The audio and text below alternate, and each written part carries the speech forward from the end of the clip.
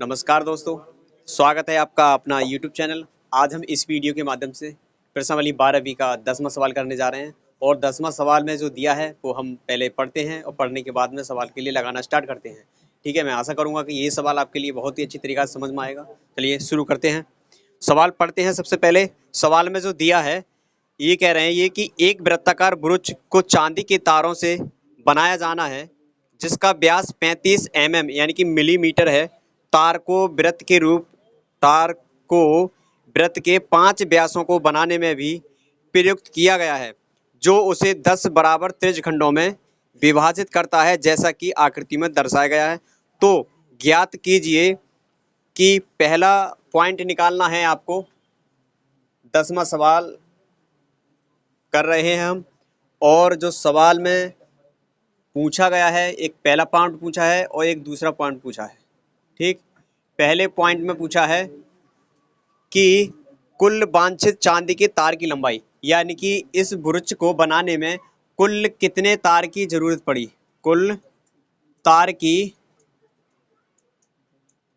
की लंबाई, ठीक है, तार की कुल लंबाई। दूसरा पॉइंट में ये कहा गया है कि ब्रुच के प्रत्येक त्रिज्यखंड का क्षेत्रफल, यानी कि त्रिज्यखंड का क्षेत्रफल, त्रिज्यखंड का क्षेत्रफल। ठीक है, सबसे पहले चित्र बना लेते हैं। चित्र देखिए आप, ये चांदी का तार है, इसका एक सेंटर पॉइंट है और इसमें कितने तार की जरूरत करी गई, मतलब इसमें तार कितने लगाए गए हैं, 10 नहीं 5 लगाए गए हैं। 2 तार लग गई है, 3 लग गई है और एक 4 और एक 5। अब इसमें जो त्रिज्यखंड बने वो कितने बन गए बताइए। देखो 1 2 3 4 5 6 7 8 9 10। ये वृत्त के रूप में मोड़ा गया है, ये भी तार है और यहां से लेके यहां तक ये तार का व्यास ही तो होगा ना, सॉरी वृत्त का व्यास ही तो होगा। जब वृत्त का व्यास होगा और दिया कितना है इन्होंने, ये 35 mm दिया है। अगर हम इसकी त्रिज्या पूछें आपसे तो कितना बता सकते हो, 35/2 mm। बताइए, 2 mm इसकी त्रिज्या आ गई। तो ये भी तार तो यहां से लेके यहां तक है ना ये व्यास, तो ये कितने तार हैं, 5 तार होंगे।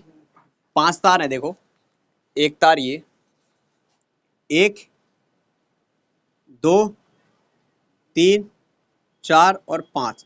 देखो इसका तार ये पूरा, देखो यहां तक एक ये देखो पूरा, एक ये 2 ये 3 और ये 4 और एक 5। अब तो क्वेश्चन आया, तो तार की जब कुल लंबाई निकालेंगे तो पहले इस वाले तार की लंबाई, तो इस जो वृत्ताकार मोड़ा गया है इसकी लंबाई हम किस तरीका से निकालते हैं, इसकी लंबाई हम निकालते हैं वृत्त की परिधि से।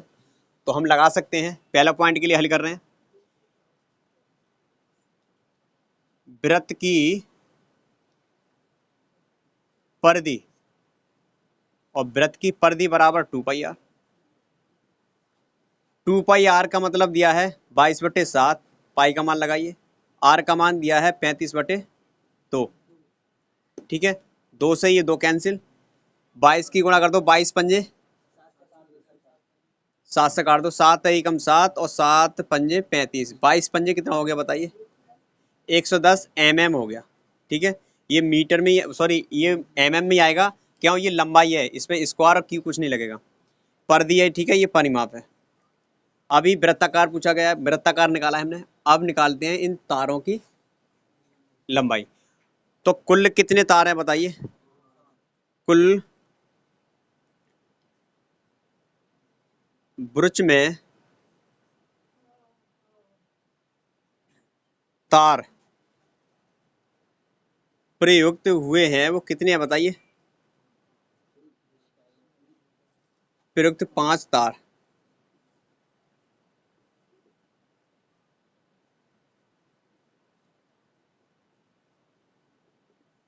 5 गुणा 35 mm का है, 5 पंजे 5 दिया 15 और 15 और 2 175, ये भी mm, ठीक है। कुल, ये पूछा कुल तार की लंबाई, यहाँ कुल मिटा दो, बुरुज में तार प्रयुक्त 5 तार की लंबाई, ठीक है। कुल बुरुज, कुल तार की लंबाई, कुल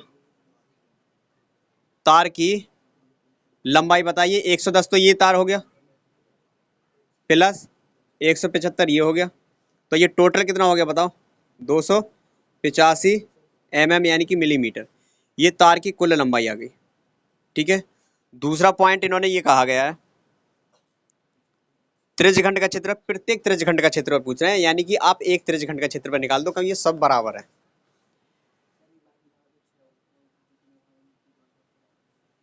त्रिज्यखंड का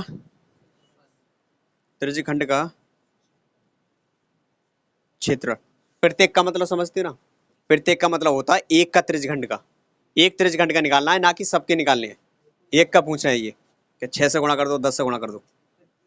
हाँ, प्रत्येक का मतलब एक, क्या है ये? पाई आर स्क्वायर थीटा अपॉन कितना बताओ? 360। पाई का मान 22/7 लगाओ, आर का मान कितना दिया है?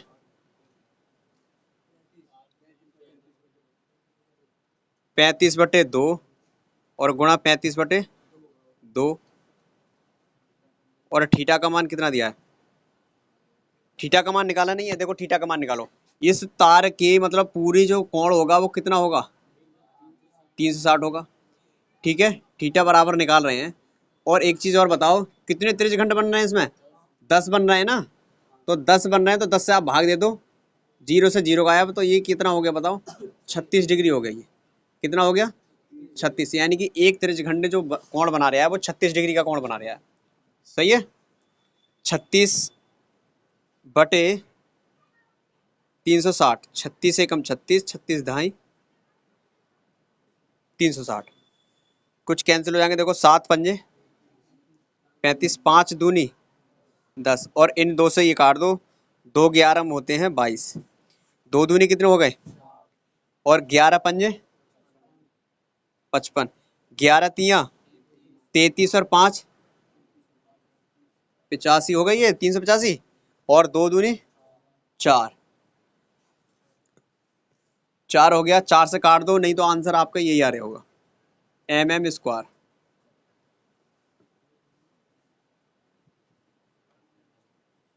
और नहीं तो आप काट देना, ठीक है। चलिए अब 11वां सवाल देखते हैं। 11वें सवाल में दिया है 14 सेंटीमीटर त्रिज्या के वृत्त की एक जीवा केंद्र पर समकोण अंतरित करती है, निम्न के मान ज्ञात कीजिए। इसमें भी 2 पॉइंट दिए हैं। नंबर 1 पॉइंट दिया है लघु वृत्तखंड का क्षेत्रफल, और पॉइंट नंबर 2 दिया है दीर्घ वृत्तखंड का क्षेत्रफल। सबसे पहले हमें एक आकृति बना लेनी होगी। देखिए इधर,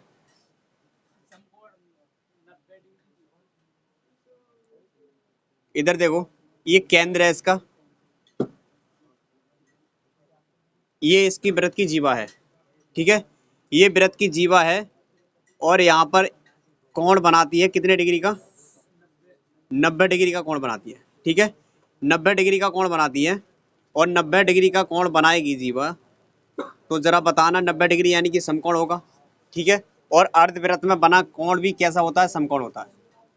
इसकी त्रिज्या है 14 सेंटीमीटर। इधर देखो, शोर मत मचाओ भाई, जरा इधर देखो, 14 सेंटीमीटर, 14 सेंटीमीटर है इसकी त्रिज्या। और थीटा बराबर आर बराबर दिया है, आ गया ये 14 सेंटीमीटर, और थीटा बराबर कितना दिया बताओ? 90 डिग्री। तो लघु वृत्तखंड का क्षेत्रफल निकालना है, नंबर 1 लघु वृत्तखंड का क्षेत्रफल।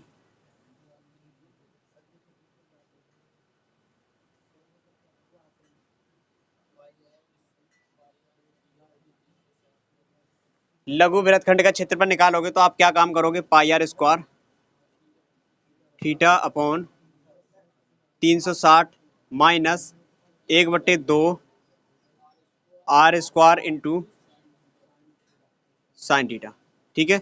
पाई का मान लगाइए 22/7, आर का मान दिया है 14 गुणा 14, बटे 360 और थीटा का मान दिया है 90 डिग्री माइनस 1/2 आर का मान 14 गुणा 14 इंटू साइन 90। ठीक है, 9 चौक कितने होते हैं 36 होते हैं। 7 दूनी कितने होते हैं 2 एकम 2 और 2 दूनी और 2 ग्यारहम 22। ठीक है, कुछ बचा ये भी रह गया, देखो 11 चौक ये रह गया 11 गुणा 14 माइनस 2 सत्ते 14 7 गुणा 14 और साइन 90 का मान होता है 1। 11 चौक 44, 11 और 4 की 14 की गुणा करो, 11 चौक 44 4 और 11 एकम 11, 11 और 4 15, 14 सत्ते कितने होते हैं 98। 98 जब इसमें से घटाओगे देखो यहाँ 14 हो गए, 14 में से 8 जाएंगे कितने बचेंगे 6, यहाँ रह गए 14, 14 में से 9 का कितने बचे, यानी कि 56 आ गए ये सेंटीमीटर स्क्वायर आ गए। ठीक है, ये लघु वृत्तखंड का क्षेत्रफल आ गया, यानी कि पहला पॉइंट क्लियर हो गया ये। अब दूसरा पॉइंट देखिए जरा आप, दूसरे पॉइंट में दिया है कि दीर्घ वृत्तखंड का क्षेत्रफल, दीर्घ वृत्तखंड का क्षेत्रफल, दीर्घ वृत्तखंड का क्षेत्रफल निकालोगे तो आप क्या काम करोगे, वृत्त के क्षेत्रफल में से आप क्या काम करोगे, वृत्त का क्षेत्रफल पाई आर स्क्वायर माइनस लघु वृत्तखंड का क्षेत्रफल घटा दोगे। लघु वृत्तखंड का